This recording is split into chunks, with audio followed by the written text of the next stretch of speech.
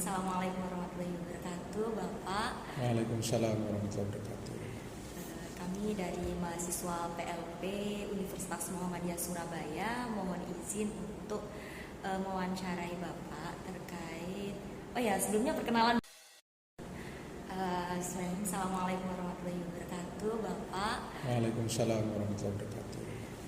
Kami dari mahasiswa PLP Universitas Muhammadiyah Surabaya mohon izin untuk mewawancarai Bapak terkait.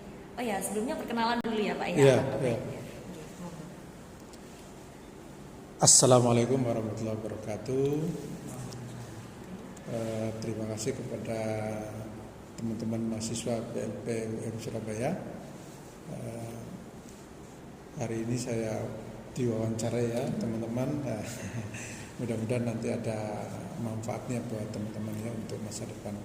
Perkenalkan nama saya, nama lengkapnya adalah Syuhada Ishak Abilio Gomez. Pendidikannya dari SPI dan MPDI. Kalau dari UM Surabaya, tadi S2-nya dari UM Surabaya. Gitu ya.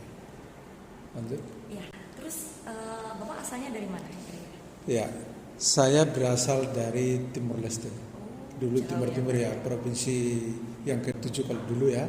Sekarang menjadi negara tersendiri sejak tahun 1998 sampai sekarang gitu ya. Dan saya asalnya mu'alaf dari Katolik. Sudah 11 orang ya. Yang muslim ada 2 orang, saya dan kakak saya. Kebetulan saya tahun 80-an ya, 80-an kemudian saya banyak diskusi dengan tentara, dengan teman-teman tentara, banyak diskusi tentang agama. Alhamdulillah Allah memberikan hidayah sehingga saya masuk Islam.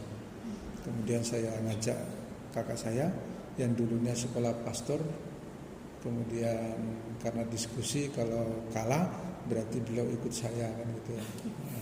Karena dia kalah maka dia ikut saya, sehingga sekolah pastornya berhenti, termasuk kakak saya yang atasnya juga sama, itu sudah mau dilantik jadi pastor karena kalah ya, tapi dia gak masuk Islam sampai sekarang, hanya tidak punya agama ya. Dan semua keluarga ikut saya, semua muslim, jadi anak-anaknya itu ikut saya ya. Kemudian tahun 93-an saya setelah selesai dari sekolah saya menuju ke Jawa. Saya mulai dari merantau Kupang, Sulawesi, kemudian Jakarta, Bandung, terus Majalengka, terus sampai Cirebon, Malang. Alhamdulillah dapatnya di Surabaya. Sangat menginspirasi sekali ya Pak ya. Semoga juga bisa menjadi hero semangat bagi umat Islam lainnya. Ya. Memang hobi saya sekolah jarang saya bayar karena banyak dapat beasiswa dari skillnya ya, dari baik akademik non akademik. Sejak saya sekolah karena juara 1 terus, saya sebetulnya ikatan dinas ya. Ikatan dinas sebetulnya waktu itu saya sekolah di oleh MUI, Majelis Ulama Indonesia. Sebetulnya saya dikuliahkan di Jogja, ikatan dinas di Depak, tapi karena saya ingin umum sehingga saya tidak mengambil. Saya beri kesempatan ke teman-teman yang di pondok. Saya ngambil jalur yang lain itu ya. Ini Pak, mungkin nanti sebelum kita masuk ke pertanyaan-pertanyaan terkait bagaimana Bapak menjadi wakil kurikulum. Ini kira-kira Bapak menjadi wakil kurikulum ini sudah berapa tahun ya Pak? Saya sudah periode kedua ya. Ya, periode kedua kurang lebih sudah 8 tahunan ya, 8 tahunan. Saya sejak itu memang karena sejak kecil itu ya karena organisasi. Mulai dari Karang Taruna, kemudian ketua OSIS, mulai dari SD sampai perguruan tinggi, di mahasiswa juga begitu sama. Kemudian saya mendirikan banyak organisasi keagamaan maupun banyak sosial saya terakhir mendirikan Yayasan Muslim Timur Timur yang banyak menyekolahkan anak-anak Timur Timur sekarang jadi semua. Ya, kemudian karena suatu hal sehingga saya serahkan kepada yayasan lain dan saya alihkan, dan semua dana, semua aset saya berikan kepada suatu yayasan Muhammadiyah yang sekarang dananya terus mengalir. Tapi secara organisasi masih jalan. Sehingga saya di Indonesia ini ya dalam rangka untuk estafet teman-teman yang masuk muslim, saya masukkan di pondok-pondok di Jawa Timur ini, termasuk di Jakarta. Itu. Kemudian ada Ikatan Timur Timur namanya itu. Kemudian juga pernah di pengurus Muhammadiyah sampai sekarang. Saya di Majelis Ekonomi, Sekretaris Majelis Ekonomi Pimpinan Daerah Muhammadiyah periode ini. Di Wakasek ini ya sangat inspirasi ya, bukan beban ya. Tadi kalau nanti teman-teman jadi apapun itu ya mengalir aja ya, bukan menjadi persoalan, tapi itu menjadi dan bukan tantangan, tapi bagaimana cara menciptakan lingkungan di mana teman-teman tinggal itu ya menjadi inspirasi bagi orang lain itu. Tapi kalau sudah sambat, makanya teman-teman guru itu sering saya sampaikan bahwa jangan sambat, hidup itu jangan sambat. Nah, masih banyak yang lebih dari kita susah ya. Kalau kita teman-teman keluar dari rumah itu manusia bagian pengamen ya, manusia minta-minta, manusia di stopan itu seluruh anggota badannya kan dicat ya. Nah, namanya manusia silver ya. Nah, kalau kita bandingkan bagaimana ya? Nah, kita sudah bekerja semua lengkap masih sambat. Nah, jadi hidup itu jangan sambat. Hidup itu dinikmati. Bagaimana caranya hari ini saya bisa berbuat baik kepada orang lain itu. Nah, karena itu yang menjadi bekal kita. Harta apa yang kita miliki sementara. Nah, itu harus dipegang semua orang. Itu jadi jangan beban ya. Jadi diberi apapun ya bismillah. Saya punya prinsip itu, jika kalau saya nggak bisa, saya langsung sampaikan di depan bahwa karena saya punya kesibukan maka tolong ini jangan diberikan. Nah, ini nanti lain waktu. Tapi kalau dipaksa jenengannya satu-satu ya sudah bismillah saya lakukan. Nah, itu berarti waktunya harus ditambah lagi. Dulunya umpamanya hanya istirahat 2 jam, berarti istirahat 1 jam lagi kan gitu ya. Nah, itu betul-betul dijalankan sampai selesai. Sampai amanah itu kita kembalikan kepada yang memberikan amanah. Jangan serakah itu ya. Wis pokoknya diambil semua tapi gak dilakukan. Ditumpuk-tumpuk gitu kan. Nah, itu jangan. Kan ada banyak teman-teman lihat begitu kan. Ikut diambil. Jangan. Karena nanti dipertanggungjawabkan di akhirat. Itu. Dan mikirnya yang di sana, jangan mikir mumpun aku lagi bisa terus diambil semua, jangan. Nah, itu jadi kalau saya prinsip hidupnya begitu. Kalau nggak bisa saya sampaikan dulu. Tapi kalau dia kok maksa, gak ada lagi Pak, jenengannya bisa ya sudah bismillah, innalillahi wa inna ilaihi rajiun, saya akan, tapi tolong saya diberi batas waktu. Kalau ini gak berhasil dievaluasi diambil, jangan diteruskan. Nah, itu gitu. Prinsipnya saya seperti itu. Sehingga kalau ini saya diberikan, saya benar-benar saya lakukan dengan baik, sesuai dengan ilmu yang saya bisa. Nah, kalau gak bisa berarti saya bertanya, harus belajar. Itu jangan malu, ya kan? Belajar sama siapa saja. Teman-teman mahasiswa kadang-kadang saya tanya kan, gimana ini akan gitu. Nah, mungkin teman-teman dapat baru, ilmu baru kan saya juga belajar lagi. Kan nggak ada yang maha semua bisa itu pribadi ya. Baik teman-teman, apa yang disampaikan Pak Suhada memang sangat menginspirasi bagi mahasiswa, terkhusus kami yang masih dalam proses belajar tentunya di SMA Muhammadiyah Surabaya. Begitu ya Bapak, mohon izin melanjutkan pertanyaan. Nah, jadi gini Bapak. Apakah benar ya SMA Muhammadiyah 2 Surabaya ini merupakan kiblatnya kurikulum merdeka bagi sekolah SMA Muhammadiyah Surabaya? Sangat betul ya. Jadi di Surabaya ini, khususnya di kota Surabaya ya, untuk IKM itu kan baru tahun kedua.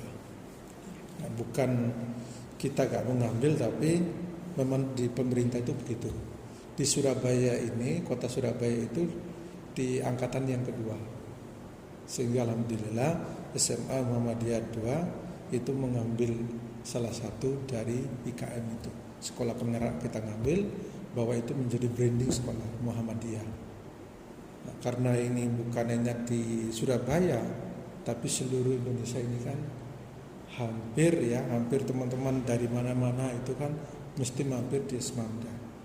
Maka harus setiap tahun itu ada sesuatu yang baru. Nah, jadi itu yang menginspirasi kepada teman-teman bahwa di Semamda ini harus ada satu tahun itu ada sesuatu yang harus baru. Gak boleh berhenti di situ, jangan. Karena itu mereka setiap tahun, setiap bulan ataupun setiap hari Sabtu besok itu teman-teman dari Bali itu studi banding ke sini. Kemarin dari Magelang, teman-teman tahu ya. Itu karena kalau sudah diambil semua ilmu, terus kalau kita gak ada lagi yang baru, wah habis nanti kan. Maka harus meningkatkan kapasitas dari SMP, sehingga kami ngambil kurikulum.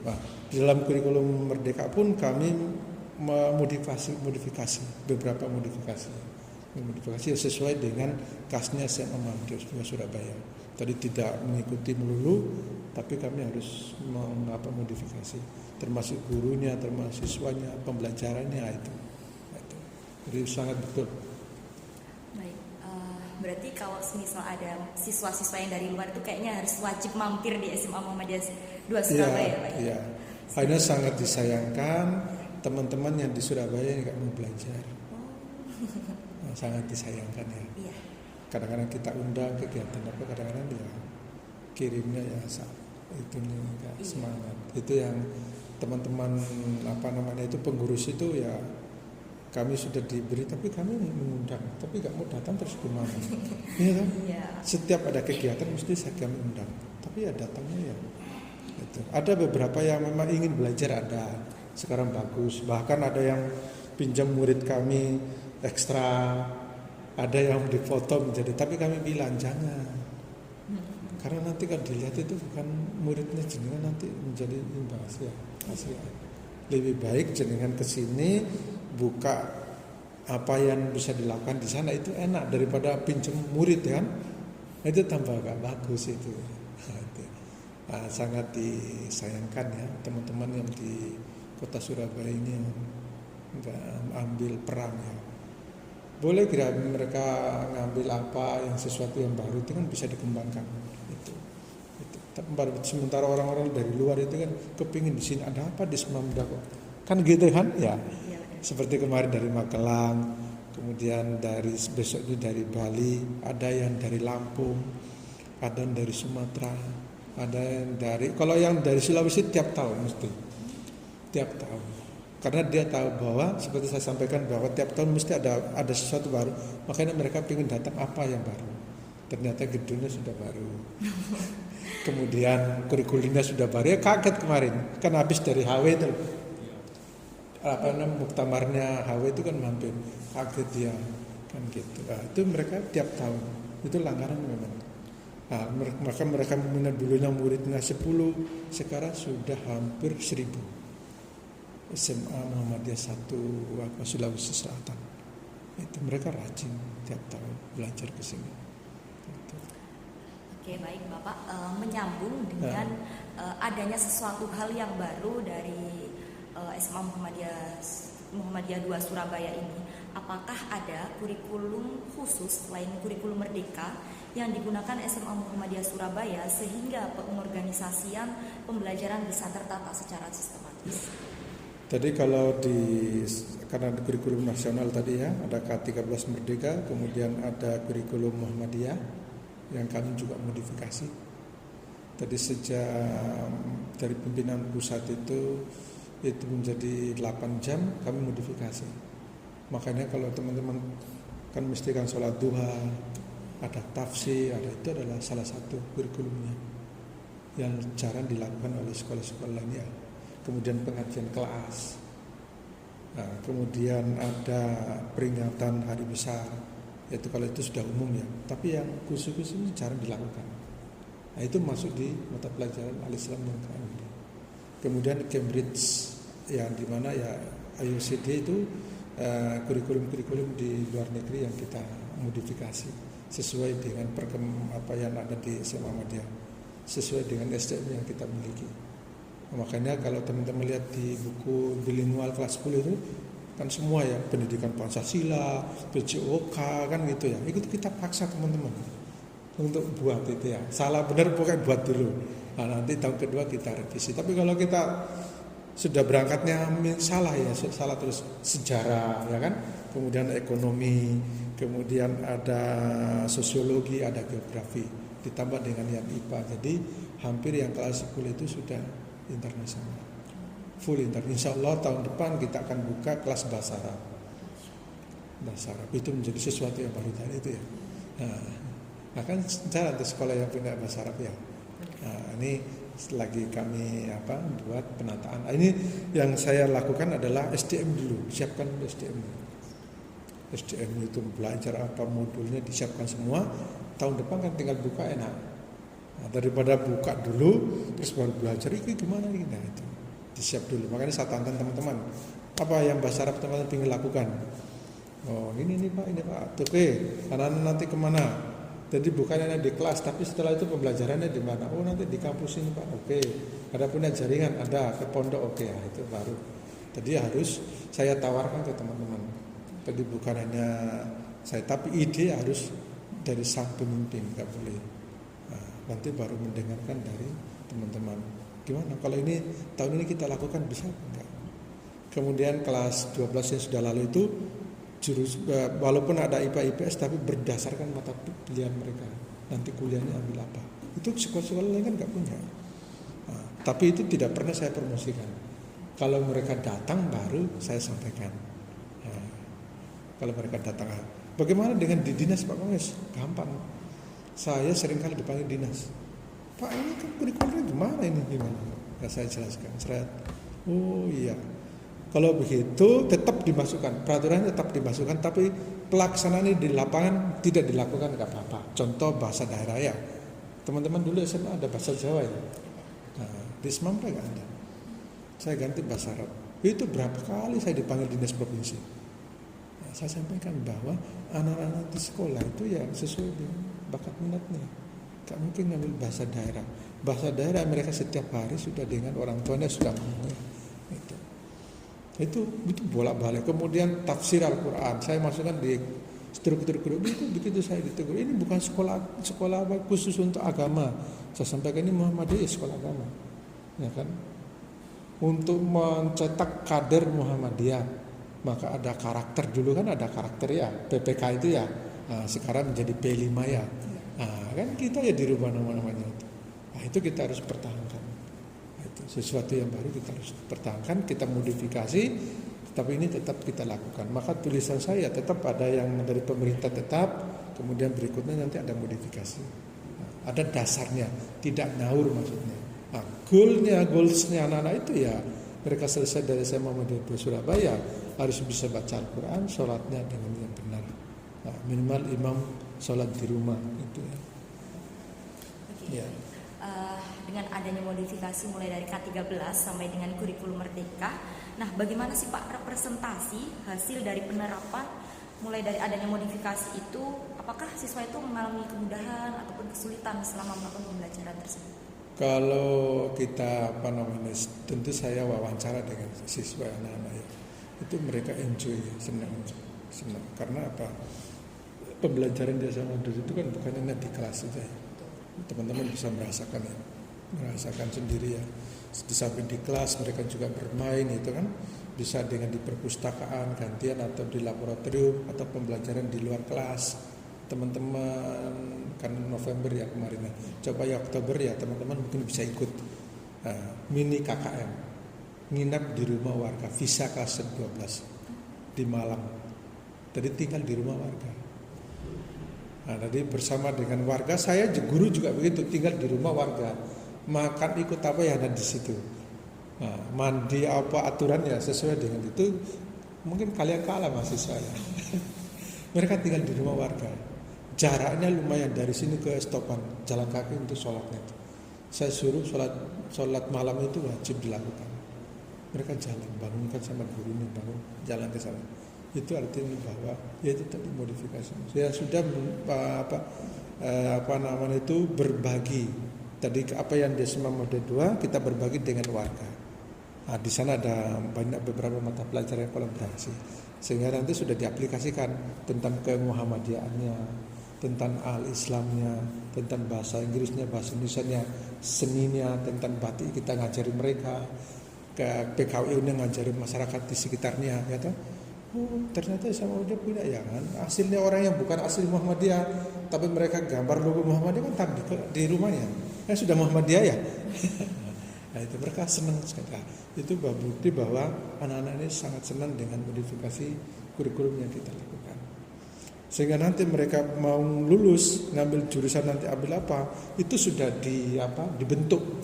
Nah, dibentuk supaya mereka nanti milihnya ambil jurusan ini itu sudah punya pandangan. Sehingga nanti ada kuliah tamu itu kan dari dosen-dosen dari kampus, kemudian ada orang tua mengajar di sini ya, diberi kemampuan orang tua apa, mereka mengajarkan kepada anak-anaknya, senang mereka.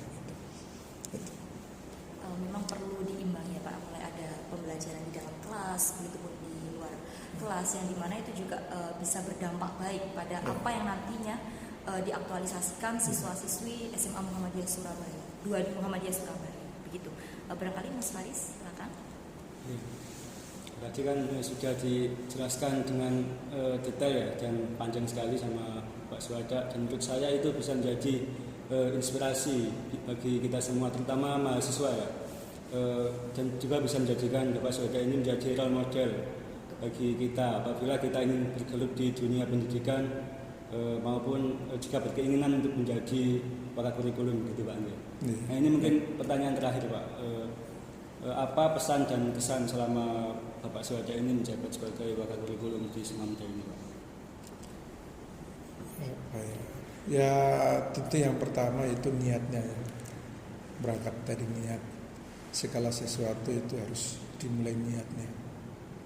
Bekerja itu jangan hanya mencari uang, tapi untuk amal ibadah kita, sehingga hasil yang kita dapat kita berikan kepada keluarga itu enak. Jadi kalau ada di keluarga kita itu kurang, itu kita evaluasi. Mungkin ada harta yang kita dapat kurang, itu bisa. Yang kedua adalah niat sudah tadi, maka harus tawakal kepada Allah Subhanahu wa taala. Kalau sudah tawakal betul, baru yang berikutnya biasanya saya sebut dengan cepat. Bekerja itu harus sekatan itu ya. Cepat tangkap, jangan menjadi orang low gitu. Itu cepat mengambil. Jadi ada orang bekerja apa ya jangan hanya lihat, tapi apa yang saya bisa bantu. Ada satu tim itu kalau dia lakukan apa, itu kita nawarkan diri. Apa yang saya bisa bantu? Atau diberi amanah, saya cepat lakukan. Maka yang berikutnya adalah tepat. Jadi kalau diberi waktu sekian besok selesai, jangan ditunda. Ini gak bisa, ini harus besok ya, jangan. Siap lakukan. Nah kalau ini selama dilakukan kok batas waktunya ini kurang, ya minta Pak, ini kelihatannya datanya masih kurang valid, saya harus nilai. Yang terakhir adalah kualitas. Bekerja sesuatu harus berkualitas, jangan asal dilakukan. Jadi kalau saya ngajar di kelas, saya ngajar juga. Nah, di kelas harus saya berkesan kepada siswanya. Sehingga nanti kalau saya tidak hadir atau saya telat, mesti mereka cari. Pak Mas, kok tumben telat? Nah, saya pernah begitu kan, ada beberapa siswa itu. Saya masuk, Assalamualaikum. Pak Mas, ini jam berapa ini? Nah, saya kalau biasanya kan jam pertama. Oh, begitu selesai saya sudah duduk di sini, mereka baru masuk. Nah, ini kok telat, tiba-tiba saya bilang saya ada wali murid yang gak bisa ditunggu. Oh iya, kok tumben. Nah, jadi sepanjang tahun itu baru sekali telat. Sekalipun ada tugas di mana saya kembali harus mengajar. Karena itu tanggung jawab. Karena amanah pertama saya lama di sini adalah menjadi guru. Nah, jabatan itu kan tambahan. Maka utamanya adalah melayani siswa dengan baik, mengajar dengan baik. Nah, mengajar tidak karena transformasi ilmu, tetapi bagaimana anak-anak harus menerima kita di kelasnya, itu yang utama. Menerima kita, jangan sok pintar itu ya. Nah, Nah, itu menerima kita. Nah, kemudian yang berikut teman-teman, jadilah orang yang berinspirasi kepada orang lain. Terbaik di antara mereka kita berikan. Harus terbaik. Bahwa saya kehadiran di situ berarti menjadi terbaik dari mereka. Jadilah orang yang teladan. Teladan buat diri sendiri, bagi orang lain. Masuk jam 7, peraturan masuk jam 7, jangan pas jam 7, tapi 15 menit sebelum itu sudah datang di situ persiapan. Makanya kalau saya masuk jam 6.30, saya jam 6 sudah di sekolah, bahkan kurang. Bisa lihat situasi di sekolah apa. Bukan waktu wakas saya, bukan, sejak dulu bekerja di sini. Jadi saya terbiasa seperti itu. Pulang jangan lebih awal tapi di akhir. Nah, kalau itu kita lakukan, maka insya Allah menjadi terkesan. Orang akan terkesan bahwa ternyata Pak ini atau Ibu ini sangat bermanfaat bagi kita. Sehingga kalau dia sehari tidak masuk, itu mesti dicari. Itu biasanya di sini ini kok gak ada itu. Nah itu gimana menciptakan ya dari diri kita itu. Nah itu pesan mungkin ya, pesan yang bisa saya beri. Tapi setiap manusia pasti ada kekurangan. Jangan manusia jadi pendendam. Nah itu, jangan jadi pendendam. Nah, jadi kalau ada yang tidak cocok dengan kita, hari ini boleh kita marah, besok sudah seperti biasa. Nah, jadi orang biasa maupun jadi pemimpin itu mesti dibenci banyak orang. Ya tak? Oh jenengan tidak berbuat ya dibenci, kok apa mau berbuat ya? Ya tak? Diam aja sudah dirasani kan? Nah, apalagi yang berbuat. Di diam itu arek kok menengah narane nah, tapi kalau jangan berbuat arek kok agresif pengen cari apa kan gitu ya. Nah, lebih baik berbuat kan itu. Jadi jangan itu saya titip, jangan pendendam dengan siapa saja. Orang itu musuh kita gak apa-apa, kita tetap harus berbuat baik, harus minta maaf gitu kan, minta maaf walaupun kita gak salah gak apa-apa, minta maaf. Kalau makasih tetap kali rapat saya kalau sudah selesai saya perlu minta maaf. Mungkin hari ini tadi ada saya menyinggung perasaan Bapak Ibu, saya mohon maaf. Itu dilakukan supaya apa? Ya kita gak tahu ya, orang senang seperti kita gak tahu, tapi biasa. Nah itu kalau yang baik teman-teman ambil ya kan, selama di sini barangkali ya Pak Gomez mungkin apa ya kan? Nah itu karena mungkin beban apa itu namanya banyak tamu terus banyak apa gak bisa itu ya. Itu aja mungkin bisa saya sampaikan. Mudah-mudahan teman-teman jadi guru hebat lebih dari Pak Gomez, lebih dari kami semua di sini yang disenangi oleh semua sang pendidik. Jangan benci murid yang agresif atau murid yang nakal, jangan. Sayangi mereka, karena di rumah mungkin ada persoalan, yang punya keluarga mungkin jarang datang atau apa. Tapi kalau teman-teman dekat anaknya baik. Jadi kalau saya paling suka anak yang nakal dalam arti sering ini. Tapi sebetulnya anak itu gak nakal, perlu pendekatan. Kamu ada apa? Itu teman-teman lakukan menjadi guru yang hebat. Jadi guru semua kan? Harus Bismillah dimanapun berada. Terima kasih atas wawancaranya. Jika nanti kurang boleh nanti kita ngobrol lagi. Gitu. Ada lagi yang ada disampaikan? Oke, baik Pak Gomez, karena ini kayaknya menginspirasi teman-teman semuanya ya yang ada di sini. Mungkin itu saja wawancara dari kami, dari mahasiswa Universitas Muhammadiyah Surabaya. Semoga bisa memberikan manfaat bagi kita semua yang ada di sini. Prodinya apa disebutkan biar enak? Oh iya, itu enak. Kalau dari saya sendiri dari Pendidikan Bahasa dan Sastra Indonesia, Pak Mas Faris juga sama dari Pendidikan Bahasa Indonesia, dan teman-teman yang lainnya juga memang ada prodi pendidikan matematika, terus juga prodi pendidikan bahasa Inggris juga Pak. Alhamdulillah ya. Oke, salam buat teman-teman semua. Semoga selamat di Mamda Surabaya, membawa manfaatnya. Jika ada yang kurang, ada yang ya begitulah, tiap lembaga pasti ada punya kelebihan dan kekurangan. Kelebihan kita ngambil, kekurangan kita menjadi bahwa saya tidak boleh nanti seperti ini, tidak boleh. Kalau saya ngajar nanti, nah itu bagus.